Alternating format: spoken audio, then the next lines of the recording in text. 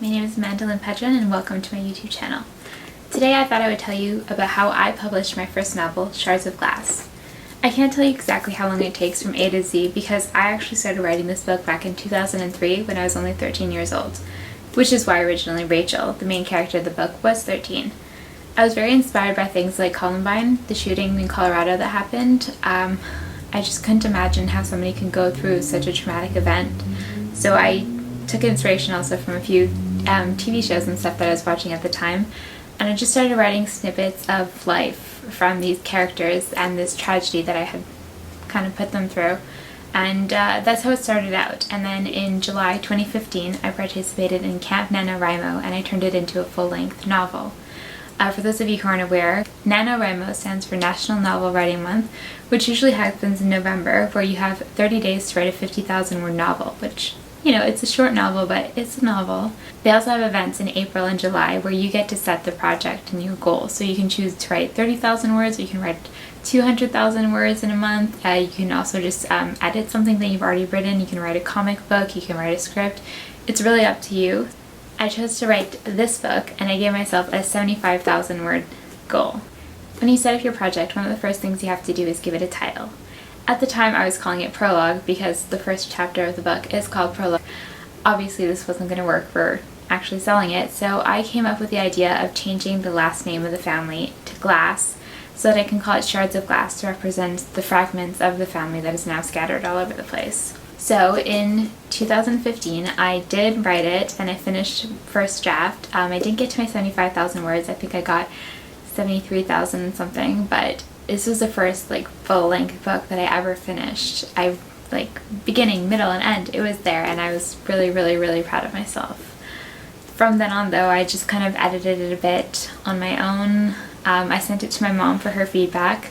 She told me I had to remove a lot of characters because at the time I had, the main family had 9 kids, which were all being raised by a single mother who also happened to be a cop, and raising her sister's daughter because her sister died during 9/11. So it was some heavy, dark stuff, but you know, that's the way the story came. Publishing a book has been on my list of yearly resolutions since I think 2005 or something like that, but it wasn't until 2019 that I also took it seriously because it's also on my list of 30 things that I wanted to do before I turned 30. So in April 2019, when I turned 29, I figured it was time that I had to hustle. So I set up this whole publishing schedule from start to finish, how much time I thought I would need to finish it, and I gave myself the arbitrary publication date of August 15th. As it grew closer, I got really afraid that the book wasn't going to do well and it wasn't going to be good and people weren't going to like it, and I told my friend that I was thinking of publishing it under a pen name so that people wouldn't know that it was me. My friend instead sat me down and he told me that I needed to work to make this book as good as it could be so that instead of wanting to publish it anonymously, I would be proud to publish it under my own name. So that's what I did. I worked on it, I edited it, I did as much as I could, and then I decided, okay, I would be proud to send this out into the world with my name on it. At that moment, I put it up on pre-order on Amazon. At the time you could only do for 3 months. Right now you can do it up to a year in advance, but at the time you can only do 3 months, so I set the date for August 9th, and I made a temporary cover, which I assure you was so hideous. Really not pretty at all, but at least it was out there. It was on Amazon. So I sent the book to my mom, just, you know, for her to proofread and give me her final thoughts on what I had, which I thought was the final version at this time. And she read it and she sent it back and she said it was really good and it was a lot better than the previous drafts that I had sent, but she thought I still had too many kids. For me, the reason why I couldn't get rid of the kids is because I didn't come up with Rachel's story and these are the characters that I needed to make this happen. I just had a family and I wrote this big, huge tragedy that happened to them, and the rest of the story was just kind of how everybody reacted to this event. Nobody was created to serve the plot. Everybody was just living their lives with this story happening around them. So killing your darlings, it was like killing a real person. That's how it felt to me. But I sat down and I made a list of all the characters and what their role was in the story, like how they advanced the plot. Were they important? Were they needed? There were some people that I realized they served an emotional goal, and I was really attached to them emotionally. but the story wouldn't be completely unchanged if they weren't in it. There's other people that I really needed them to do something, but that thing could also be done by any other character and it would have the same effect. And so there's some characters that were combined and others that were removed entirely. And although it broke my heart, I think I have a much stronger book because of it. They say families shouldn't edit your things because they'll be afraid to tell you the truth and they'll just tell you that it's great no matter what. But I have an excellent editor in my mom because she was not afraid to tell me that and caused me to rewrite my entire story a few months before publishing it. Because I knew that if I was just rewriting it on the computer with those characters out, I was going to miss a lot of things. There's some times where I didn't use the characters' names. I just, called them my brother, or I would just say like, oh, there's 6 of us at the table, or the 5 of us went and did this. And I knew that it would just be too long to figure out all the events that needed to be changed because of it. So I decided to rewrite it. And since I didn't want to give myself the option of copying and pasting it, I rewrote it all in a notebook. I have the notebook here, so you see just page after page after page after page. I wrote it out in the notebook, I read it, made any notes of things that need to be changed, then I typed it all up with those notes in mind. Once it was all typed up, I had 83,000 words. I read it again, made another list of notes of things that needed to be changed or fixed or edited, and then I sent it to my mom and also got all of her feedback. Then I did a spell check, grammar check, any kind of editing that I could do on my own, I did. And normally it's best if you have a professional editor. I couldn't afford it at the time, and it was just really expensive, and this was my first book, and I didn't get one, but I did as much as I could on my own. And then I came to Montreal for a week, and me and my mom, every single day, we just read it out loud to each other to make sure that it sounded good and to make sure that we hadn't missed any mistakes, because as soon as you change formats, you'll notice a lot of things that you didn't see previously. Even if you're just reading it like in Microsoft Word and then you switch and you read it on your Kindle, it's different. You'll pick up on things that you didn't pick up before. So we picked up a lot of mistakes from reading it out loud, and we finished it. Speaking of all those different formats that you can read it in, I had to format it once the book was done, and I don't know how to format, which is where I bought vellum. So vellum for Canadians, it comes to about $300, which is a lot to spend on one book when you're just starting out. But if you're going to write a lot of books, which I plan to, it comes out to a lot less per book the more books you write, and it is a godsend. I love vellum. Like, I was hesitant at first to get it because of the price tag, but it made my life so easy. It is so easy to use. You just kind of click and choose what you want. It looks beautiful. It was a godsend. I love it. If you're going to self-publish a book and you don't know how to format on your own, definitely get vellum. I'm Canadian, so for me the ISBN was free. I just had to sign up for it online. I think I had to wait a couple of weeks to get my account and then to get the ISBNs, but you get your numbers almost immediately after that, so it was a really simple process to get through.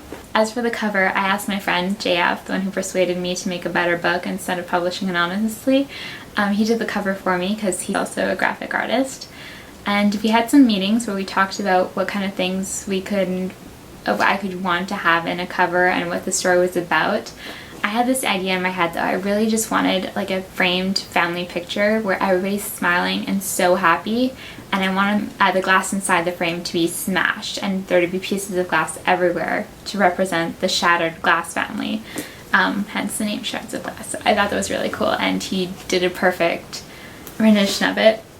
He couldn't find a picture that fit what I wanted though, so this family in the picture here is actually me and my dad, which I find weird whenever I look at it. I'm like, oh, but I also think it's really, really cool because it's a little nod to my family in there. When you're writing a book, it's always good if you can link to your next book at the end of it, so that if a reader finishes it and decides that they really like your writing, they have somewhere else to go to get more of your work. So I put a pre-order link to my next book, Prophecy, at the end of it. Again, I made my own temporary cover, which we're not going to go there. And I also put a sign-up link for my newsletter. If you signed up for my newsletter through this link, you got a bonus scene, which was the wedding of one of the characters. I did this through MailChimp, and the way it worked was that if somebody signed up with this link, I would have them in my list of subscribers, and it would say that that's where they signed up from, so I would have to look here, see that they signed up from there, and then send them the story, which I was not on top of. Luckily, only one person signed up for it, and it was my cousin, so we're good. But I have switched since then to ConvertKit, which is so much easier because you make the landing page people click on the link, they go there, they download the book, and they get it automatically. So that was also, you live and you learn as you go on, so I prefer ConvertKit for that. But I think the MailChimp, I might just not have figured out how to do it, or it might be in one of their paid plans, but I'm not paying for ConvertKit and I have it for free, so that was really awesome. I'm really grateful that JF did the covers for me, because although I was able to figure it out for KDP, it wasn't that hard. You know, you can make a little cover in Canva, and then you can just go to Kindle Create, I think it's called, and you just make your cover with that. It was really, really easy. But Ingram Spark, like, I have no idea still how to make the PDF with a bunch of white on it and the dimensions and stuff. Like, I can figure it out, so I'm really grateful that he did. But I really wanted to have my books in KDP and from an Ingram Spark, because I really dreamed of having my books in chapters. That was like one of the things for me that would make me feel like a real writer. And I didn't think that chapters would want to buy books that were printed from Amazon.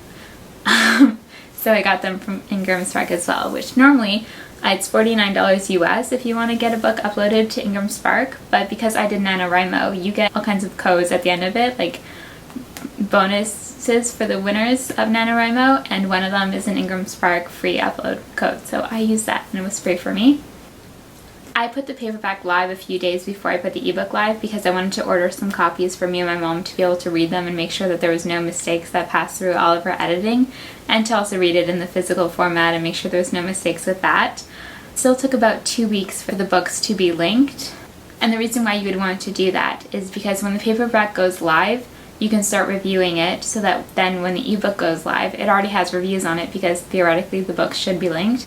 It took about 2 weeks for the ebook to be linked to the paperback, but I already got a review like the day after it was published, because there was a girl, a complete stranger, who bought the book on the day it came out, read it within 24 hours, and posted a 5-star review the next day. So that, like, all the feels.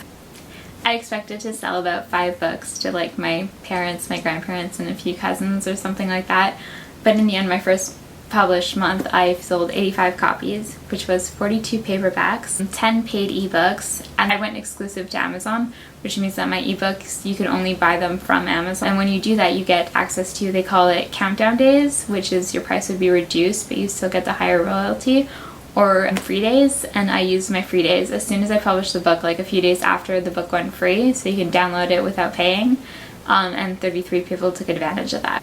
There's a lot of things that I would change about the way I published my first book. You can check them out in my previous YouTube video, which I will link in the description. But I am so happy with the way things turned out and really proud of myself anyways. So even though there are things that I would do better in the future, I think you always have to be learning, and this is where I started out, and I think it is pretty awesome as far as the first book. If you have any questions, or if you'd like more details about any steps of the process, just write them in the comments. I would be super glad to hear from you and to help out. If you did enjoy the video, please like it and subscribe to my channel. Thank you guys so much. I hope you're having an awesome week. Happy reading.